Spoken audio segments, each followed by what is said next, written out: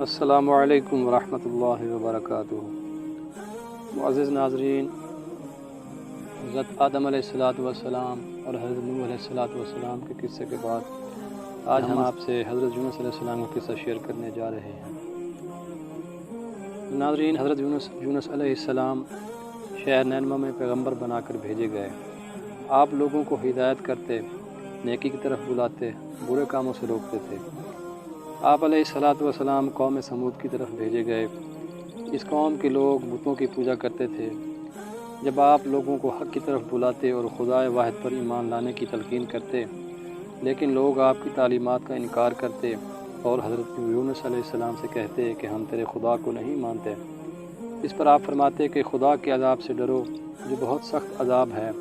لوگ آپ علیہ السلام کی باتیں سن کر آپ کا مذاق اڑاتے اور آپ کی راہ میں رکاوٹیں کھڑی کرتے۔ آپ علیہ السلام نے قوم سمود کو راہ راست پر لانے کی بہت کوششیں کی، لیکن بھٹکی ہوئی قوم پر آپ کی نصیحت کا کوئی اثر نہ ہوا، تو آپ کو یقین ہو گیا کہ یہ لوگ خدا پر ایمان نہیں لائیں گے۔ آپ مایوس ہو گئے۔ مایوسی کی حالت میں آپ نے قوم سمود کی تباہی و بربادی کے لیے بد دعا کی اور اس سرزمین سے نکل پڑے۔ چلتے چلتے دریائے فرات کے کنارے پہنچے تو دیکھا کہ ایک کشتی کنارے پر لگی ہے، لوگ اس پر سوار ہو رہے ہیں۔ ان کی دیکھا دیکھی آپ بھی اس پر سوار ہو گئے۔ جنہیں جانا تھا وہ سب سوار ہو چکے، کشتی لوگوں سے بھر چکی۔ اس کے بعد کشتی اپنی منزل کی طرف روانہ ہوئی۔ سمندر پرسکون تھا، آسمان بھی صاف تھا، مسافر اطمینان سے بیٹھے ہوئے تھے۔ جب کشتی بیچ سمندر میں پہنچی تو دیکھا کہ آسمان پر سیاہ بادل اٹھ رہے ہیں، پھر ہوائیں چلنے لگیں۔ ہوا اچانک طوفان کی شکل اختیار کر گئی۔ سمندر میں کشتی ڈگمگانے لگی، سمندر کی لہریں اوپر نیچے ہونے لگیں، بارش بھی شروع ہو گئی۔ طوفان کے جھٹکوں اور پانی کے تھپیڑوں سے کشتی کے ڈوبنے کا اندیشہ پیدا ہو گیا۔ کشتی میں بیٹھے ہوئے مسافروں میں سے ایک نے کہا کہ معلوم ہوتا ہے کہ کشتی میں کوئی ایسا شخص بھی سوار ہے جس سے کوئی بڑی غلطی سرزد ہو گئی ہے۔ جب تک ایسے شخص کو کشتی سے نہ نکالا جائے، کشتی کا صحیح سلامت رہنا محال ہے۔ وہ شخص کون ہے یہ بتانا مشکل ہے جب تک کہ وہ خود کو پیش نہ کرے۔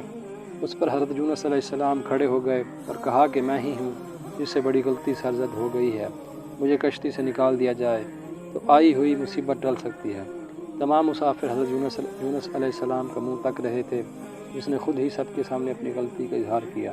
پھر سب نے ایک زبان ہو کر کہا کہ یہ شخص تو فرشتہ صفت انسان معلوم ہوتا ہے، ہم کسی حال میں اسے کشتی سے نہیں نکال سکتے۔ مسافروں میں سے ایک نے تجویز پیش کی کہ قرآن اندازی کی جائے، جس کا نام پرچی میں نکلے وہی سزا کا مستحق ہوگا، ہم اسے کشتی سے نکال دیں گے۔ چنانچہ قرآن ڈالا گیا، پرچی میں یونس علیہ السلام کا نام نکلا۔ اس عمل سے لوگوں کو اطمینان نہیں ہوا۔ پھر قرآن ڈالا گیا تو یونس علیہ السلام کا ہی نام نکلا۔ اس طرح یہ عمل بار بار دہرایا گیا، ہر بار یہی ہوا۔ حضرت یونس علیہ السلام نے کہا کہ میں اپنے رب کا نافرمان ہوں، خدا کا حکم بھی یہی ہے، مجھے دریا میں ڈال دو، تمام مسافروں کی جان بچ جائے گی۔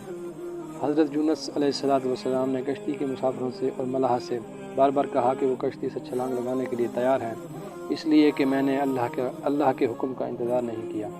آخرکار کشتی کے مسافروں اور ملاح نے مان لیا اور حضرت یونس علیہ السلام کو دریا میں پھینک دیا۔ دریا میں ایک مچھلی حضرت یونس کی طرف بڑھی اور نگل گئی۔ اللہ نے مچھلی سے کہا کہ یہ تیری خوراک نہیں ہے، یہ تیرے پیٹ میں امانت ہے جسے واپس کرنا ہے۔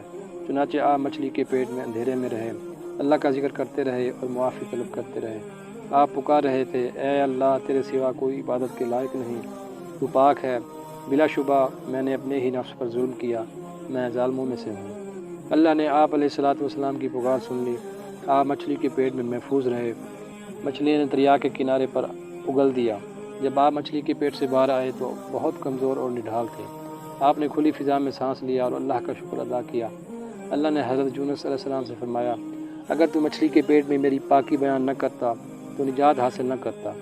جس جگہ پر مچھلی نے آپ کو اگلا تھا وہاں کوئی درخت نہ تھا، کوئی سایہ، دھوپ ہی دھوپ تھی، گرمی بھی ناقابل برداشت تھی۔ اللہ کے حکم سے وہاں ایک بیلدار پودا اگ آیا، پودے کی بیل سے سایہ آ گیا۔ آپ سایہ تلے بیٹھ گئے اور اللہ کا ذکر کرنے لگے۔ کہا جاتا ہے کہ آپ علیہ السلام کے پاس ایک ہرنی آتی تھی اور اپنا دودھ پلا جاتی تھی۔ اللہ تعالیٰ فرماتا ہے ہم نے بغیر گھاس کے زمین پر ڈال دیا اور وہ بیمار تھا، اور ہم نے بیلدار درخت اگایا اور ہم نے اس کو 1,00,000 آدمی کی طرف بھیجا، بلکہ اس سے بھی زیادہ پھر وہ لوگ ان پر ایمان لائے۔ ملک نینوا چھوڑ دینے کے بعد آپ علیہ السلام کی قوم آپ کو بہت زیادہ یاد کرنے لگی۔ آپ کے نکل جانے کے بعد پچھتانے لگی۔ لوگوں نے محسوس کیا کہ آپ علیہ السلام نبی تھے اور ہدایت کے لیے آئے تھے۔ لوگوں نے اللہ سے معافی طلب کی اور وہ حضرت یونس علیہ السلام کی آمد کا انتظار کرنے لگے۔